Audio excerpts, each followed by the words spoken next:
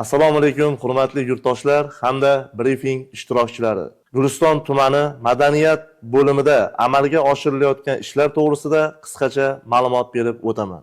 Guliston tumanida 18-sonli Alisher Navoiy nomidagi madaniyat markazi faoliyat olib bormoqda. Ushbu markazda jami 9 turdagi to'garaklar hamda 6 ta xalq unvoniga ega bo'lgan jamoalar mavjud bo'lib, ushbu to'garaklarda mutaxassislar o'z ish faoliyatini olib bormoqda. Markazlardagi to'garaklarga jami 117 nafar san'atga qiziquvchi yoshlar qamrab olingan. Joriy yilning o'tgan 9 oy davomida Guliston tuman madaniyat bo'limi tomonidan tumanda madaniy ma'rifiy hayotni yuksaltirish, milliy qadriyatlarni keng targ'ib etish, aholi va yoshlarni bo'sh vaqtlarini mazmunli tashkil etish hamda ularni estetik didini shakllantirish yo'lida keng qamrovli ishlar amalga oshirildi. Mazkur davr davomida o'tkazilgan tadbirlar nafaqat badiiy, estetik ahamiyat, balki tarbiyaviy jihat bilan ham alohida ahamiyat kasb etdi. 9 oy mobaynida tuman madaniyat bo'limi tomonidan xalqimizning azaliy urf-odatlari, an'ana va qadriyatlarini ulug'lovchi yosh avlodni vatanparvarlik, insonparvarlik, mehr-oqibat va birdamlik ruhida tarbiyalashga qaratilgan turli xil tadbirlar o'tkazildi. Xususan, yangi O'zbekiston jonajon o'lkam, qadriyatlaring boqiy bo'lsin Navruz, yangi O'zbekistonda el aziz, inson aziz, qadriyatlar qadrlangan yurt, umummilliy birdamlik festivali, 3 avlod uchrashuvi kabi yirik shiorlar ostida bayramona konsertlar, ma'naviy ma'rifiy uchrashuvlar, ko'rik tanlovlar va teatrlashtirilgan chiqishlar tashkil etildi. Har chorakda o'tkazilgan hisobot konsertlari, havaskorlik jamoalari va to'garaklar faoliyati orqali san'at ixlosmandlari, ayniqsa yosh iste'dod egalari o'z mahoratlarini namoyon etish imkoniga ega bo'ldilar.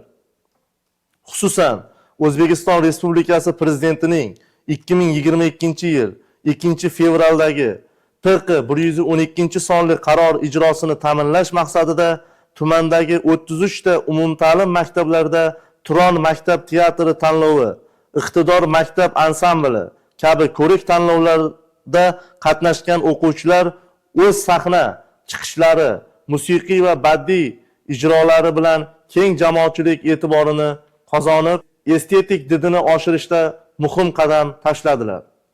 Shuningdek, Dolzarb 90 kun yozgi loyihasi doirasida yoshlar uchun qiziqarli konsert dasturlari, madaniy ma'rifiy tadbirlar uyushtirildi. 2025-yil 9 oy davomida tuman madaniyat bo'limi tomonidan jami 195 tadan ortiq madaniy tadbirlar o'tkazildi.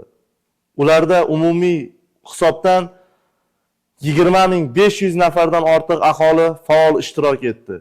Shundan 14.000 nafar yoshlar turli tanlov, festival va konsert dasturlarida bevosita qatnashib, o'z iqtidorlarini namoyish etdilar. Ushbu davr mobaynida o'tkazilgan har bir tadbir o'zini milliy ruhiyati, ko'tarinki kayfiyati va tarbiyaviy mazmuni bilan alohida ahamiyat kasb etdi. Konsertlarda milliy va zamonaviy qo'shiqlar yangradi. Teatr va tomoshalar, askiyachilik chiqishlari, yosh iste'dodlarning she'rlari va raqslari namoyish etildi.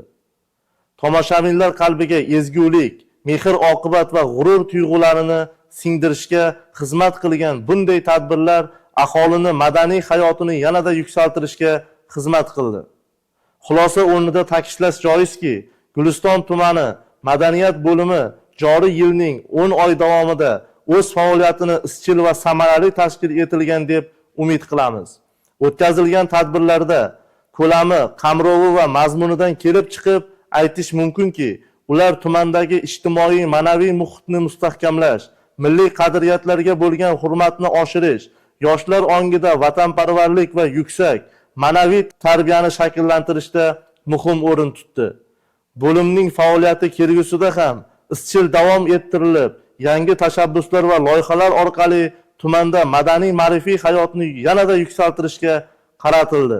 Hurmatli brifing ishtirokchilari, sizlarga yetkazmoqchi bo'lgan ma'lumotlarim shulardan iborat edi. E'tiborlaring uchun rahmat.